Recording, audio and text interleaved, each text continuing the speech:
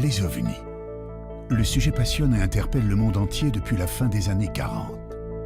Pour certains, il ne s'agit que de mauvaises interprétations de phénomènes météo ou d'engins conçus par l'homme.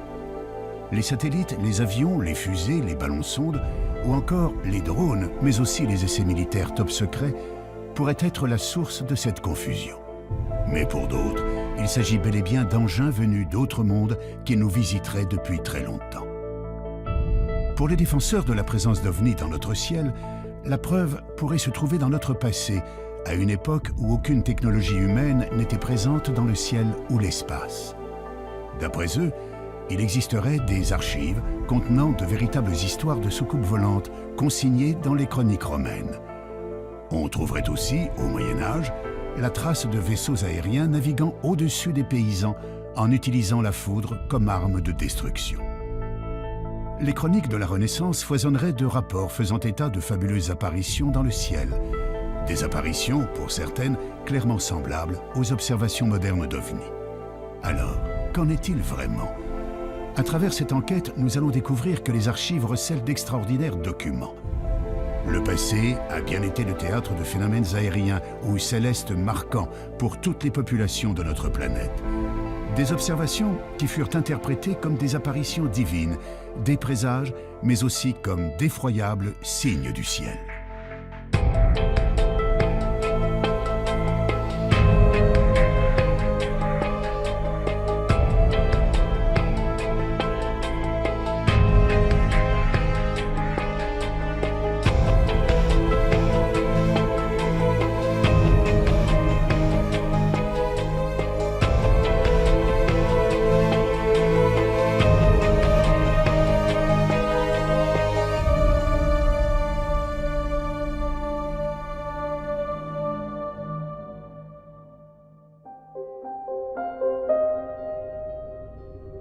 D'après les astronomes, l'univers compte autant d'étoiles que de grains de sable sur notre planète. Certains pensent qu'il y a probablement des millions de mondes habitables et peut-être des planètes où vivraient des êtres intelligents, voire des civilisations supérieures à la nôtre. Serait-il possible que ces êtres soient déjà venus jusqu'à nous? La plupart des spécialistes des ovnis en sont convaincus. L'un d'entre eux, le journaliste Jean-Claude Bourret, est un précurseur dans ce domaine. Depuis maintenant près de 40 ans, il enquête d'une manière rigoureuse sur le sujet. Même s'il a pu étudier des centaines de dossiers concernant les ovnis, il n'a jamais été le témoin direct d'une observation. Je me suis trouvé confronté à un objet volant non identifié par l'intermédiaire d'une dépêche de l'agence France Presse, qui est l'une des 4 grandes agences de presse internationales, en 1973. Cette AFP racontait l'affaire de Turin. Sur l'aéroport de Turin, le radar civil et le radar militaire avaient détecté un objet volant non identifié en plein jour. Cet ovni avait été photographié par un photographe de presse professionnel, avait été observé par 3 équipages d'avions, poursuivi par un équipage d'avion et photographié par ce photographe de presse professionnel qui était là tout à fait par hasard et qui a vu l'OVNI, l'a photographié et qui a vu l'OVNI avec des milliers d'autres témoins.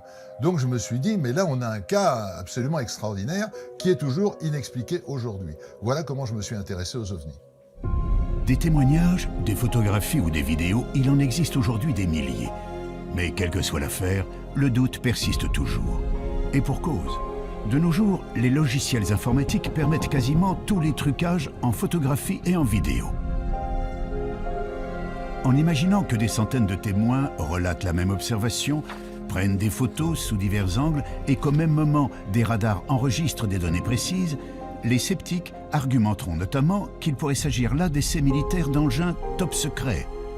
Dans ces conditions, il paraît presque impossible d'obtenir un jour la preuve irréfutable de la présence d'engins extraterrestres dans notre ciel.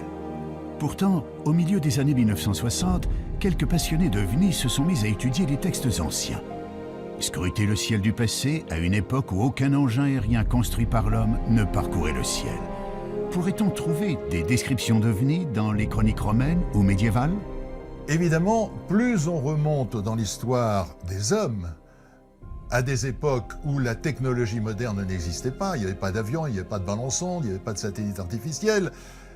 Quand les gens font des descriptions d'objets volants non identifiés, qu'ils n'appellent pas évidemment ovnis à l'époque, mais les signes mystérieux ou épouvantables ou effrayants vus dans le ciel, là on est bien obligé de dire qu'est-ce qu'ils ont vu.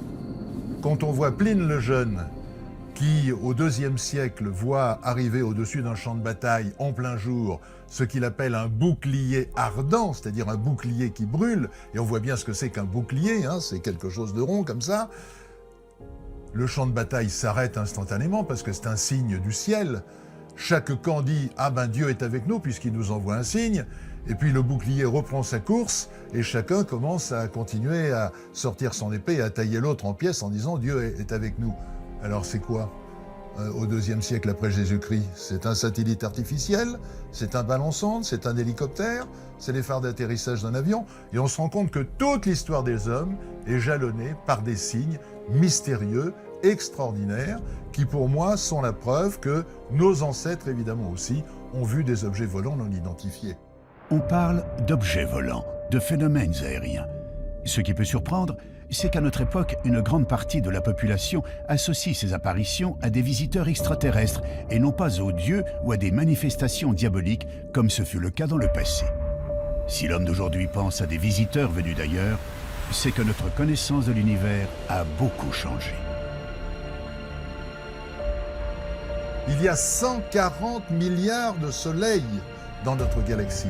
On le sait maintenant. Avant, on disait entre 100 et 200 milliards. Maintenant, avec les télescopes qu'on a lancés, on sait qu'il y a 140 milliards. Et on sait depuis 1994 que pratiquement chaque étoile entraîne un cortège de planètes qui tournent autour d'elle. Donc on sait que dans notre galaxie, il y a probablement 1000 à 2000 milliards de planètes. Donc même si vous prenez une hypothèse faible en imaginant que la vie ne peut naître que sur une planète sur 100, une planète sur 1000, une planète sur 1 million, une planète sur 1 milliard, ça fait encore des centaines, des milliers, des dizaines de milliers de planètes habitées dans notre galaxie. Et il y a un nombre infini de galaxies. Donc, j'ai la certitude que nous ne sommes pas seuls dans l'univers. J'ai la certitude que dans l'échelle des intelligences, nous sommes au bas de l'échelle. Nous sommes des primates, nous sommes des primitifs, nous sommes des singes à peine évolués. Et une civilisation qui aurait ne serait-ce que 1000 ans ou 2000 ans d'avance, ce n'est rien, parce qu'il peut y avoir des civilisations qui ont des milliards d'avance par rapport à nous, elle se manifesterait à nous sous une forme magique. Une forme magique, comme une lumière étrange, une apparition prodigieuse. Parmi les nombreuses vidéos d'OVNI, il en existe quelques-unes dont la source a pu être vérifiée, comme celle que vous allez découvrir. Nous sommes en septembre 2012. En cette fin d'après-midi, une équipe de tournage s'affaire à filmer à Zofingen, en Moselle, les évolutions de parapente et de paramoteurs dans le ciel. Vers 18h, le caméraman, équipé d'un matériel haute définition, va enregistrer des images pour le moins étonnantes.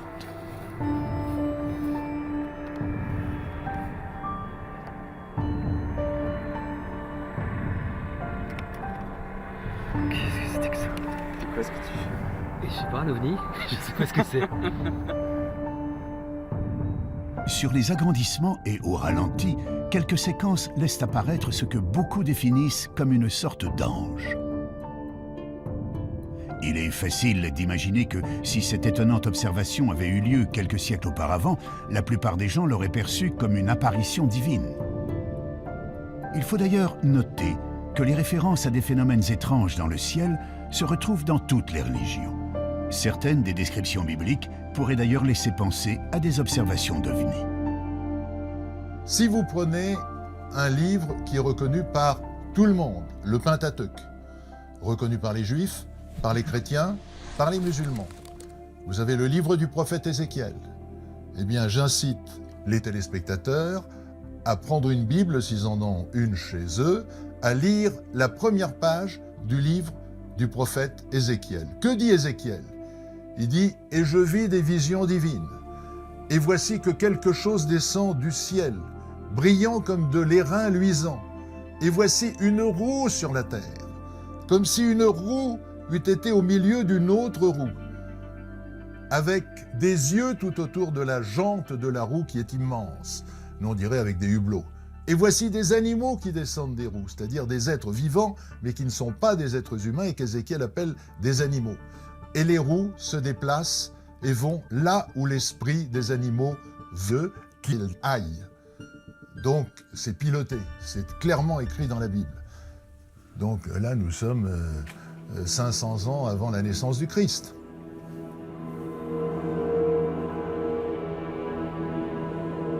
D'autres sources nous parlent de phénomènes célestes ou atmosphériques étonnants observés dans l'Antiquité, notamment dans les écrits d'un certain Julius Obsequens, auteur du Livre des Prodiges.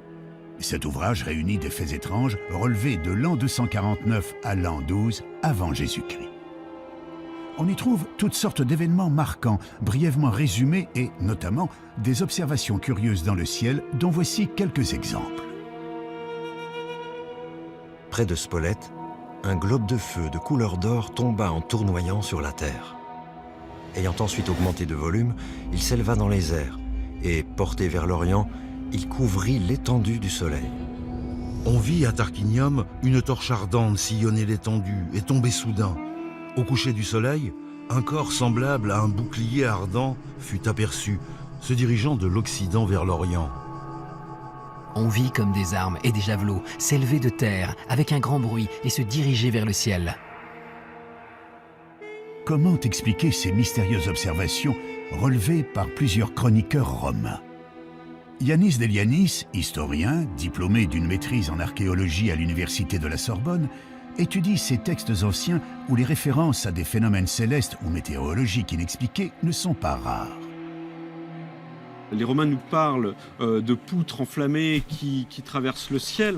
Ils nous parlent d'apparitions, ils nous parlent de globes de feu qui parfois ont des comportements étranges dans le ciel. On a un exemple chez Julius Obsequens d'une boule qu'il nous dit de couleur dorée qui serait descendue pratiquement au niveau du sol pour ensuite remonter. Ce sont des phénomènes qu'on s'explique mal aujourd'hui, qui pourtant sont rapportés de façon plus ou moins précise.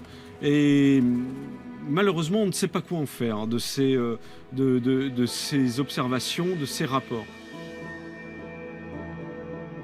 S'il est possible que certaines de ces descriptions, comme les torches ardentes, les poutres enflammées ou les étoiles chevelues, citées dans les chroniques romaines, peuvent se rattacher à l'observation des météorites ou des comètes, il paraît plus difficile d'expliquer la vision d'une boule dorée se posant puis remontant vers le ciel ou d'un bouclier ardent parcourant l'horizon.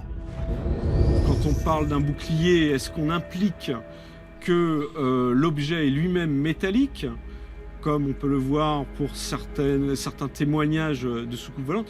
Ça, on est bien embêté pour le dire aujourd'hui, parce que notre compréhension de ces termes-là est assez faible en réalité.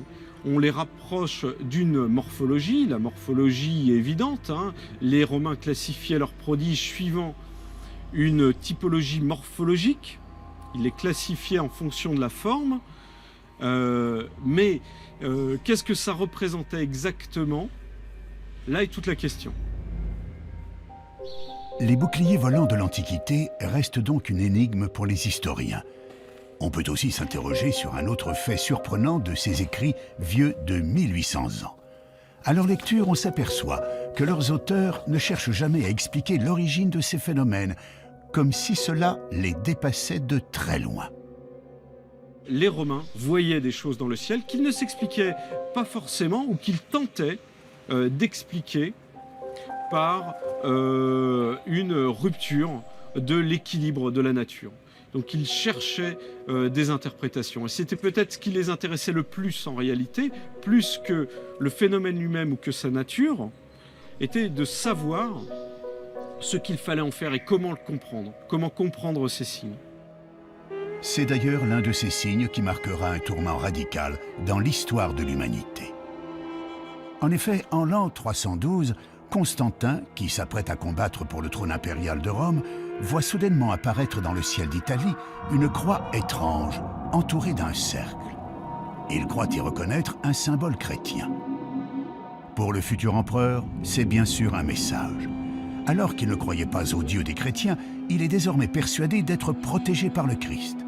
Après sa victoire, Constantin interdira la persécution des chrétiens dans l'Empire, annonçant le début d'une entrée de l'Europe dans l'ère chrétienne. Tout cela suite à l'apparition d'un phénomène étrange dans le ciel d'Italie il y a 17 siècles.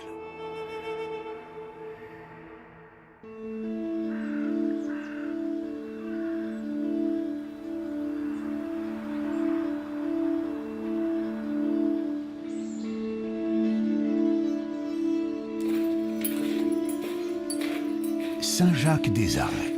Ce petit village du Beaujolais est connu pour son église, la seule au monde à abriter un tableau reconnu officiellement comme représentant très clairement des ovnis, une œuvre du peintre Jean Fusaro.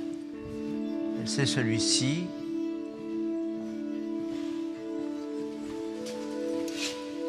Alors Fusaro, sur le plan graphique, il faut parler du plan graphique aussi, il s'en donne à cœur joie, évidemment, qu'il y a une représentation de toutes les phases de l'histoire de Agobard. Ces tempestaires, le blé, le monde rural, la ruralité. Il y a même un petit hameau beaujolais, là, derrière la croix, en bas, là. Et puis, il y a cette spatialité différente, cette fabuleuse interprétation de ce qu'on appelle des ovnis au jour d'aujourd'hui, hein. Des ovnis, des bateaux qui voguent dans les nuages. Alors, ce sont soit des bateaux, soit des soucoupes, soit des montgolfières, soit des cochons qui volent, soit des oiseaux qui volent. C'est tout à fait un monde où Fusaro se délecte d'abord parce que c'est un peintre de la délectation. Il se délecte et il laisse parler totalement son imaginaire. Et ça, c'est très très fort, très très fort. L'auteur de ce tableau ne laisse pas tout à fait parler son imagination. Il illustre en effet un récit datant du 8e siècle signé par l'évêque de Lyon, Agobard. Ce dernier relate une histoire tout à fait extraordinaire qui interpellera bien plus tard les amateurs d'ovnis. Michel Rubellin, maître de conférence à l'université Lyon 2, est l'auteur de plusieurs ouvrages de référence sur Agobard. Il nous résume les grandes lignes d'un texte qui semble tout droit sorti d'un roman de science-fiction. Alors, dans ce texte, Agobard nous raconte que dans la région qui est la sienne, c'est-à-dire la région lyonnaise, il y a une croyance qui est partagée par tout le monde. Cette croyance, c'est le fait qu'il y a des gens qu'il appelle les tempestaires, qui sont dotés de pouvoirs pour déclencher la grêle et le tonnerre. Et par conséquent, la grêle, ça veut dire détruire des récoltes, les détruire très rapidement. Et puis, il ajoute aussi qu'on croyait aussi dans l'existence de vaisseaux aériens venant d'un pays s'appelant la Magonie, et que de ces vaisseaux aériens descendaient des individus qui venaient récolter les récoltes détruites par la grêle. Détruites par la grêle, commandées par les tempestaires. Et qu'ils prenaient ces récoltes, ils les emmenaient dans leur vaisseau et qu'ils repartaient vers la Magonie.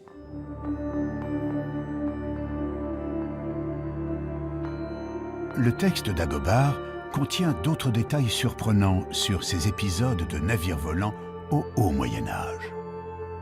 Un jour où il se promenait dans la campagne, il a vu un rassemblement de paysans qui entouraient 4 personnes, 3 hommes et une femme, et ces paysans disaient « ces gens-là sont des gens qui sont tombés des vaisseaux, venus de ces vaisseaux depuis la Magonie. » Et par conséquent, ce sont des gens que nous avons enchaînés et que nous nous apprêtons à lapider. Je dis bien, hein, contrairement à des interprétations qui ont été données par la suite. Et Agobard dit, eh bien, grâce à la persuasion, grâce à ma parole, j'ai réussi à sauver ces 4 malheureuses personnes en démontrant à mes auditeurs que il ne pouvait pas venir de vaisseaux en question qui n'existaient pas. Par conséquent, il fallait absolument éviter de les lapider. Il les a délivrés. C'est tout ce que dit Agobard sur la Magonie et sur les vaisseaux. On peut donc facilement comprendre pourquoi ce texte a enflammé l'imaginaire des ufologues. Et pourtant, il faut rester prudent. Dans ce texte, Agobard n'écrit jamais qu'il a vu lui-même des vaisseaux aériens. ce ne sont en réalité que des récits qui lui sont rapportés. Cette histoire extraordinaire, unique en son genre, qu'on ne retrouve nulle part ailleurs dans les chroniques de cette période, ne serait en fait qu'une rumeur. Mais d'où viendrait cette idée si originale pour l'époque de navires volants? C'est peut-être tout simplement une folklorisation de croyances. La grêle, c'est pour les paysans quelque chose de fondamental. C'est le danger numéro 1 parce que c'est quelque chose qui ne peut pas être prévu et qui, en l'espace de quelques secondes, détruit toutes les récoltes. Donc c'est une des terreurs numéro 1 des paysans. Et je pense qu'autour de cette terreur, eh bien, toute une série de croyances ont pu se développer. Ça vient d'en haut, oui, ça vient d'en haut, ça vient du ciel. Ça vient du ciel parce que dans le ciel, il y a des puissances qui envoient la grêle. Alors ces puissances, de là à les mettre dans un navire aérien, je veux dire, le pas n'est pas très difficile à franchir. Difficile pourtant de retrouver d'autres récits issus du folklore qui nous parlent de navires volants pilotés par des êtres venus d'un autre monde. Si l'on n'a pas encore découvert à ce jour de textes équivalents, il existe pourtant des représentations anciennes de vaisseaux naviguant dans le ciel pilotés par des êtres à l'apparence humaine. Ces représentations sont visibles dans une église située dans le monastère de Dekani, au Kosovo. Parmi les fresques et les icônes datant du milieu du XIVe siècle, on peut apercevoir sur une crucifixion 2 engins aériens très particuliers. 2 petits vaisseaux occupés chacun par un homme qui semble faire office de pilote. Une représentation peinte il y a plus de 700 ans et qui, on peut le comprendre, a passionné les amateurs d'ovnis qui pensent avoir trouvé là une véritable preuve d'ovnis dans les temps anciens. Mais pour mieux comprendre, il faut visiter d'autres églises plus proches de nous qui abritent des représentations assez comparables à celles de Dekani. En Belgique, à Chevetogne, se trouve un petit monastère occupé, tout comme au Kosovo, par des religieux orthodoxes.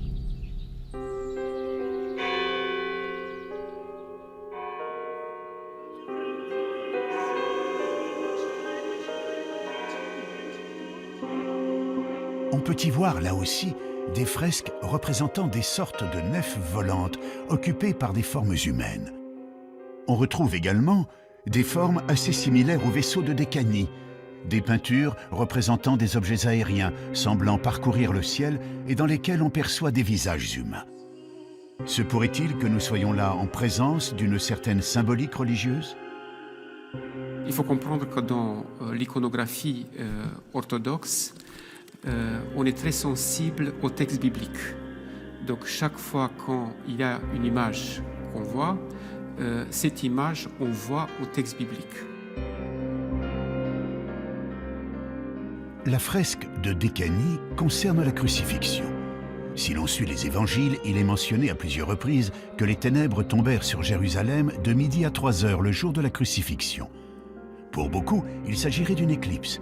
C'est donc pour symboliser cette éclipse que les artistes de Dekani ou de Chevetogne auraient fait figurer une lune et un soleil incarnés de chaque côté de la croix. Mais dans l'Église orthodoxe, cette représentation est plutôt rare. On a un cadre, donc il y a des règles strictes pour peindre tel ou tel saint ou telle scène biblique. Et on a des livres où c'est écrit avec beaucoup de précision.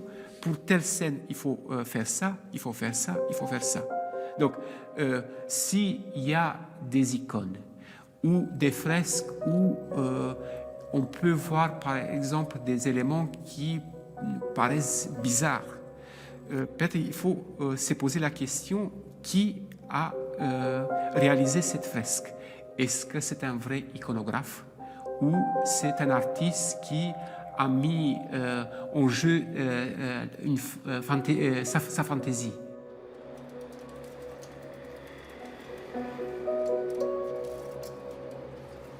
D'autres églises abritent des œuvres dans lesquelles certains ont cru déceler d'étonnantes représentations d'ovnis. C'est le cas de la collégiale Notre-Dame de Beaune. Des tapisseries monumentales datant du XVe siècle sont exposées dans le cœur de l'église. Les personnages, les paysages, les châteaux et même les nuages sont représentés d'une manière assez réaliste pour l'époque. On y perçoit surtout, figurant dans le ciel à 2 reprises, des objets sombres, ressemblant très clairement à ce que l'on nommerait aujourd'hui des soucoupes volantes. Serait-on là face à une volonté des artistes de l'époque de faire figurer une observation particulière dans le ciel du XVe siècle? La réponse à cette énigme se trouve en fait dans l'histoire même des tapisseries. Il faut remonter aux commanditaires, aux financeurs de cette œuvre. Or, il se trouve que l'un des généreux donateurs était le cardinal Jean Rollin, un cardinal que les artistes de l'époque, pour une raison que l'on ignore, n'ont pas pu représenter physiquement sur les tapisseries. Alors, pour le remercier, ils ont tout simplement fait broder sa coiffe, le symbole de son rang, autrement dit son chapeau, au-dessus de tous les autres personnages. Une explication difficilement contestable, même si certains avancent le fait qu'un chapeau de cardinal est toujours représenté en rouge et surtout pas en noir. Il s'avère donc très périlleux de chercher des preuves de l'existence des ovnis dans les peintures, les fresques ou les broderies des siècles passés. Cependant, un travail de recherche dans les archives pourrait permettre de dénicher des cas de phénomènes inexplicables dans le ciel de nos ancêtres.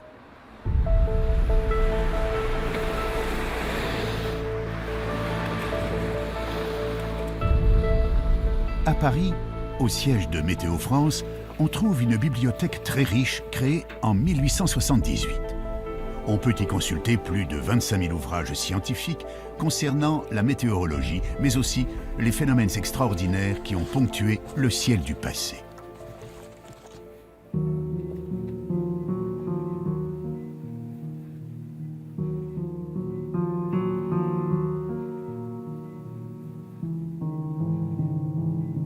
On a la chance d'avoir une bibliothèque qui est très riche et ancienne. On a des livres à partir du XVIe siècle. Et donc on peut retracer un peu comme ça toute l'histoire des connaissances sur l'atmosphère. Et on retrouve dans ces livres les premiers, par exemple, les premières observations de gloire qui avaient été faites au XVIe siècle par Bouguer lors d'un voyage en Amérique du Sud pour mesurer le méridien de la Terre. Donc, disons, il y a des livres sur les aurores boréales aussi qui datent du XVIIe siècle, qui sont, enfin, tous ces phénomènes fascinent les hommes depuis extrêmement longtemps. L'un des plus anciens ouvrages conservés est un livre rare, souvent cité en référence par les ufologues, le Prodigorium Chronicon de Conrad Lycosthenes, un ouvrage du XVIe siècle en parfait état de conservation. Le livre de Lycosthenes, c'est un livre en latin, c'est le livre des prodiges, qui a été édité en 1557 et qui est une chronique depuis la création, depuis le début, d'un ensemble de phénomènes extraordinaires. Alors ces phénomènes extraordinaires peuvent concerner les animaux, alors, ce sont des animaux avec deux têtes, mais dans la plupart des cas, ce sont des phénomènes naturels. Donc il y a un grand nombre d'inondations, justement de parélie, de halos. Il y a énormément de phénomènes lumineux dans l'atmosphère qui s'interprètent assez facilement. Puis il y a des choses plus... on se demande si c'est pas sorti de l'imagination de celui qui a écrit. Par exemple, on voit des bruits des armes dans le ciel, donc des bruits de bataille. On peut penser que ce sont des orages. Des tremblements de terre, enfin, on voit avec des villes qui sont avec des bâtiments qui sont détruits. Donc ce livre est très intéressant parce que chaque phénomène est daté. Et puis donc il y a un très grand nombre d'illustrations. Alors on se rend compte que ce sont des illustrations qui étaient des gravures au bois et que c'était un petit peu les mêmes illustrations qui resservaient plusieurs fois. Une nouvelle fois, l'auteur de cet ouvrage, tout comme le chroniqueur romain Julius Obsequens, fait donc état de prodiges extraordinaires observés dans le ciel depuis l'Antiquité. On y retrouve, illustrés, les fameux boucliers évoluant dans l'atmosphère, des soleils en pleine nuit, des torches ardentes et autres poutres flamboyantes. Mais à y regarder de plus près, il semblerait très envisageable que la majorité des cas représentés sur ces gravures trouvent aisément des explications météorologiques ou astronomiques. Pour les cas les plus étranges, il faut savoir que l'histoire des hommes a été marquée par des phénomènes cosmiques extraordinaires, mais tout à fait naturels. Des phénomènes qui ont très sûrement interpellé les chroniqueurs du passé. Il y a de temps en temps des phénomènes nouveaux et étonnants. Alors les comètes en font partie, brutalement dans le ciel. C'est une comète qui va rester quelques jours, quelques mois, présente dans le ciel. Les chutes de météorites, c'est autre chose. Alors, ou bien c'est une étoile filante dans le ciel, ou bien c'est vraiment une explosion, ou bien c'est vraiment une onde de choc, ou c'est vraiment un cratère à l'arrivée, notre phénomène. Il y a un autre phénomène intéressant qu'on n'a pas vu depuis quelque temps, qui est une supernova. Qu'est-ce que c'est qu'une supernova? C'est une étoile qui, après avoir fabriqué des éléments comme l'oxygène, l'azote, le chlore, jusqu'au fer, explose. Elle s'effondre sur elle-même et rebondit, ça explose. Et entre parenthèses, ce sont des phénomènes essentiels, puisque c'est le mécanisme par lequel nos atomes dans notre corps sont formés. Tout ce que vous avez dans votre corps, c'est-à-dire un peu de chlore, un peu de magnésium, un peu de calcium, etc. et autres, a été fabriqué un jour dans une étoile qui n'est pas le Soleil et qui a explosé. Et un tel phénomène est spectaculaire, parce que l'étoile, quand elle explose, elle devient pratiquement aussi lumineuse que toute la galaxie, c'est-à-dire aussi lumineuse qu'un milliard d'étoiles. Ce qui veut dire que cet objet est l'objet le plus brillant du ciel, vous le voyez évidemment la nuit, c'est le plus brillant, mais en même temps, vous le voyez le jour. Il est tellement brillant qu'on le voit de jour. Ah, il est moins bien que le Soleil, d'accord. Mais vous voyez cette étoile nouvelle que vous ne pouvez pas ignorer, qui va durer 20 jours, 30 jours, maximum 100 jours, qui apparaît brutalement et qui ensuite disparaît lentement. On peut en effet largement concevoir qu'une supernova, l'explosion d'une météorite ou l'apparition soudaine d'une nouvelle étoile dans le ciel, ait pu frapper l'esprit de nos ancêtres. Quand un phénomène nouveau apparaît, il y a ceux qui imaginent je ne sais quelle histoire complètement stupide, je dirais même obscurantiste, et puis il y a ceux qui réfléchissent. Et il y a déjà plus de 2000 ans, Lucrèce, qui observait les comètes comme ses contemporains, s'était dit « je ne comprends pas ce que c'est que les comètes, mais si on étudie ce phénomène, et si on réfléchit, on le comprendra. Et un jour viendra où nous comprendrons ce qu'est ce phénomène, qui est un phénomène naturel probablement. Vous voyez ce que disait Lucrèce il y a 2000 ans. Puis en même temps, certains écrivaient je ne sais quelles histoires rocambolesques sur le sujet. Si de nombreux phénomènes astronomiques étaient connus et étudiés dans l'Antiquité, il semble pourtant que les Grecs, comme les Romains, aient été les témoins de curieuses apparitions. Que pensent les astronomes d'aujourd'hui de ces boucliers ardents ou du cas de ce globe doré qui remontait vers le ciel? Ce genre de phénomène, ça se rattache à ce qu'on appelle la fragilité des témoignages humains. C'est-à-dire, en gros, quand vous assistez à quelque chose, n'importe quoi, un accident, un phénomène, et on vous demande de témoigner. Eh bien, en fait, ce qui se passe, c'est que vous avez vu, votre cerveau l'interprète. Et votre cerveau l'interprète en fonction de son éducation. Et donc, on a fait cette expérience une fois à Nice, je me souviens, l'observatoire de Nice, où le 3e étage d'une fusée soviétique retombait dans la Méditerranée. Et on a dit aux gens, décrivez-nous ce que vous avez vu. Et les gens racontaient leur imagination. Certains ils mettaient des hublots dans la fusée en question, certains ils racontaient les bandes dessinées qu'ils avaient vues, ce qu'on avait raconté à côté. Autrement dit, le témoignage humain est relatif à l'éducation que vous avez eue. Donc il est tout à fait naturel que n'importe quel phénomène céleste ou terrestre, vu pour la première fois par quelqu'un, soit considéré comme magique, soit considéré comme extraordinaire. Et on a là des contes qui finalement nous montrent la richesse de l'imagination humaine.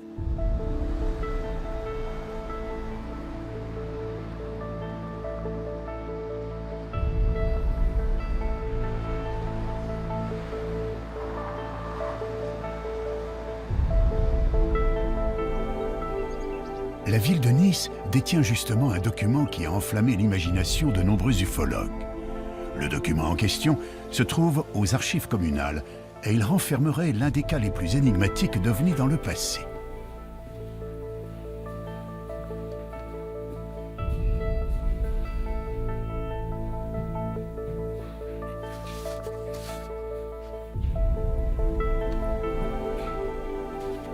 Un petit livret intitulé « Discours des terribles et épouvantables signes apparus sur la mer de Gênes », nous dévoile plusieurs histoires se déroulant en août 1608.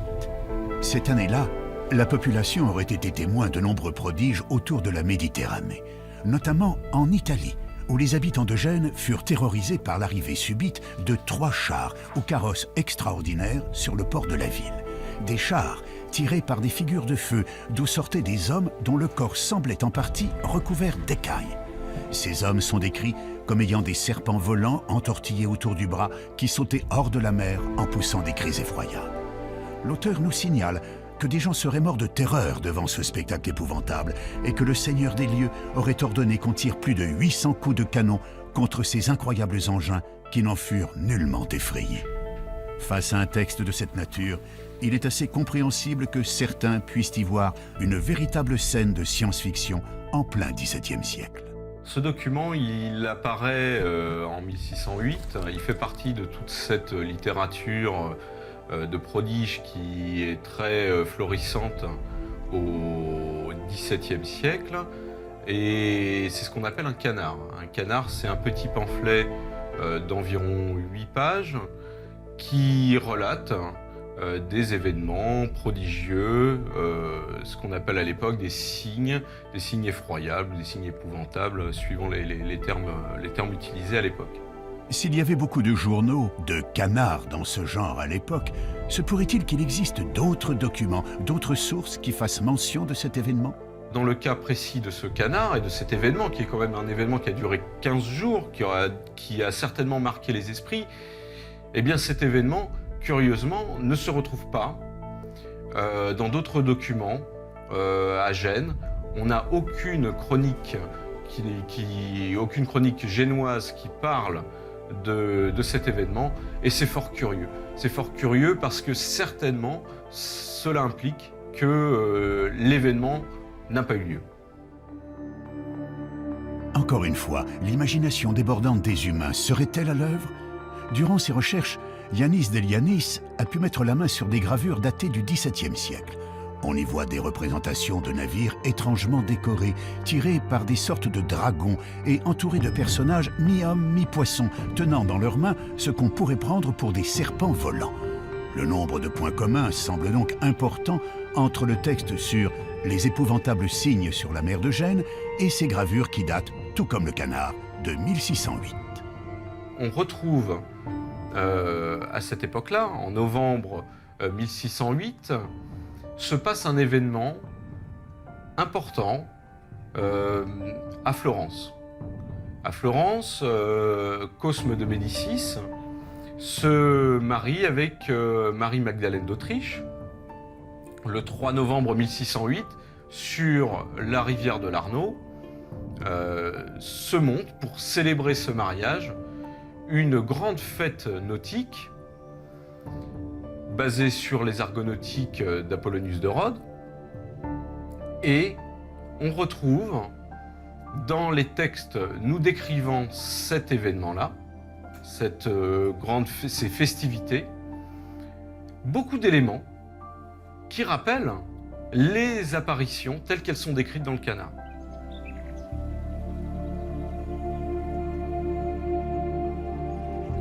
D'après Yannis, le livret en question fut édité en décembre 1608. Mais pourquoi l'auteur du feuillet sur les épouvantables signes situerait l'événement en août 1608 et non pas en novembre? Et pourquoi dans le port de Gênes et pas à Florence? Je soupçonne l'auteur du canard d'avoir déplacé sciemment le lieu de l'événement de Florence à Gênes pour couvrir ses traces, simplement. Ça arrive assez souvent dans la littérature de prodige, on réchauffe parfois les histoires, on change les dates, on change les lieux et on ressort la même histoire. C'est assez classique, et là on a peut-être un exemple également de ce genre de technique utilisée par les auteurs des canards.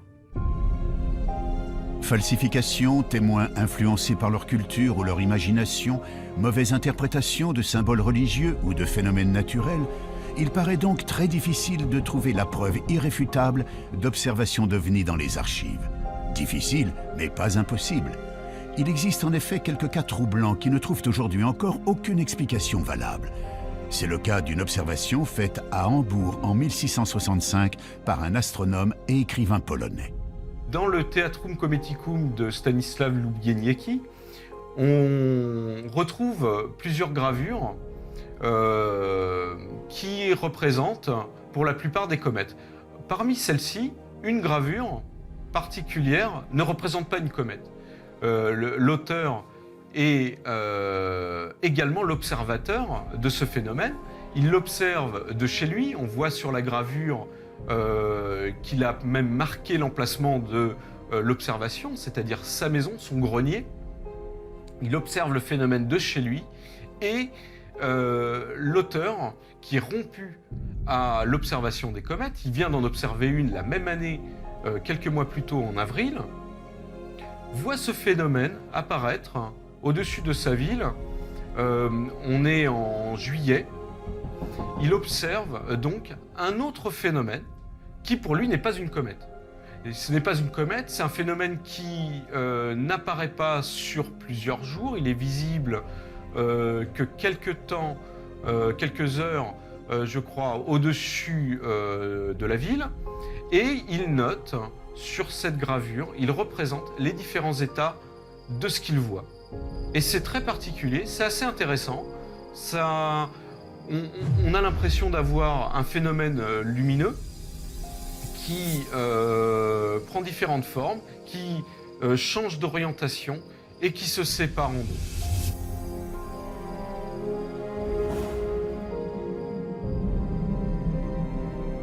Difficile cette fois de remettre ce témoignage en cause ou d'y trouver une explication naturelle connue. D'autres auteurs à l'esprit également scientifique relateront eux aussi des observations extraordinaires dans le ciel au XVIIIe et XIXe siècle. On peut, par exemple, découvrir dans un traité de météorologie paru en Belgique en 1837 l'étrange spectacle qui eut lieu dans le ciel des Pays-Bas durant l'été 1812. Le 23 août, vers les 9h du soir, M. Nieuwenhuis, ministre à Utrecht, revenant d'une maison de campagne, aperçut dans le ciel une bande de la largeur de 2 fois le diamètre de la Lune. Au commencement, elle parut formée de quelques traits de feu parallèles qui allaient en se rapprochant puis se réunissaient. La lumière augmenta par degrés, la bande devint rouge de feu et le milieu comme le fer incandescent.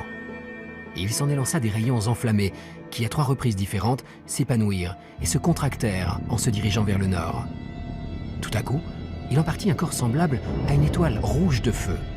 En peu d'instants, elle devint grande comme la moitié de la Lune. Sa lumière devint étincelante et presque aussi éclatante que celle du soleil couchant. Ce globe retourna alors dans le milieu de la bande dont il était sorti. Il a ensuite poursuivi sa route au-delà et son éclat s'affaiblit en raison de la distance. Là encore, ce phénomène observé aux Pays-Bas il y a plus de 200 ans reste une affaire totalement inexpliquée.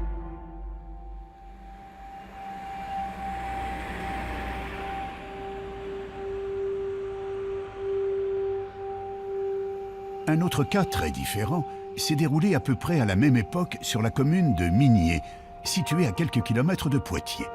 Le 17 décembre 1826, en fin d'après-midi, plus de 2000 personnes étaient réunies pour la plantation d'une nouvelle croix de mission devant l'église.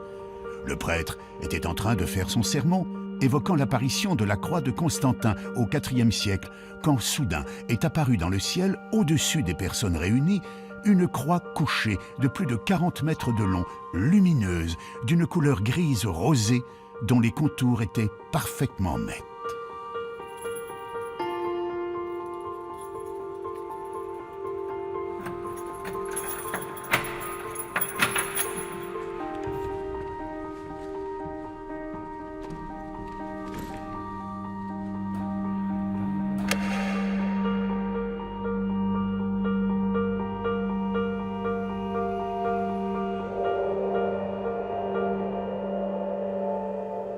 C'est pendant qu'il parlait de cette victoire de la croix que brusquement les gens ont été détournés, ne l'ont plus écouté. Il a essayé de parler plus fort et son confrère a dû intervenir en lui disant « mais cessez de parler de l'apparition à Constantin, regardez ce qui se passe ». Et c'est là qu'il y avait une grande croix lumineuse qui était apparue dans le ciel, mais une croix couchée, sans Christ dessus, une croix lumineuse couchée. L'émotion fut immense. La plupart des gens présents se mirent à pleurer, à crier, mais surtout à prier. Cette croix gigantesque, située seulement à une 60aine de mètres au-dessus de leur tête, était silencieuse, immobile et surtout d'une netteté parfaite, diront les témoins. Ces gens, pour la plupart des paysans qui avaient donc l'habitude des phénomènes naturels, n'ont a priori pas pu confondre cette apparition avec un nuage à la forme particulière. D'ailleurs, les rapports de l'époque font état d'un ciel parfaitement clair ce jour-là. La croix resta en place durant plusieurs dizaines de minutes. Elle était restée très, très figée, très fixe, donc sans aucun mouvement. Et elle a disparu parce qu'après le prédicateur, évidemment, il avait perdu l'attention de ses fidèles. Il ne lui restait plus qu'une chose, il a essayé d'entonner le chant « Vive Jésus, vive sa croix » qu'on chantait lors de ses plantations de croix, mais ça n'a pas trop bien marché, les gens étaient trop perturbés par cette croix apparue pour pouvoir chanter. Alors, de guerre lasse, il a fait rentrer les gens dans l'église pour rendre grâce à Dieu. Et comme ça, dans l'église, il pensait avoir de nouveau son peuple en main, le peuple qui lui échappait à l'extérieur. Une petite partie des gens présents n'avaient pas pu rentrer dans l'église. Certains étaient restés à l'extérieur. Quelques personnes ont donc encore pu observer plus longuement cette croix particularités si étonnantes. Il y a même le témoignage d'une dame qui est citée dans la commission d'enquête, qui repartait et qui par le haut, donc en montant, puisque nous sommes un peu dans le creux, et qui a les collines d'alentour, qu'elle voyait encore la croix couchée, donc en partant tout de suite pendant que les gens allaient dans l'église, elle la voyait encore de haut, à peu près à sa hauteur. Si l'on résume, il ne paraît pas envisageable que cette population ait pu faire face à un phénomène météorologique connu. Peu probable également de trouver une explication du côté de l'astronomie. Reste l'hypothèse d'un canular, une théorie qui a aussi eu quelques adeptes peu après l'apparition.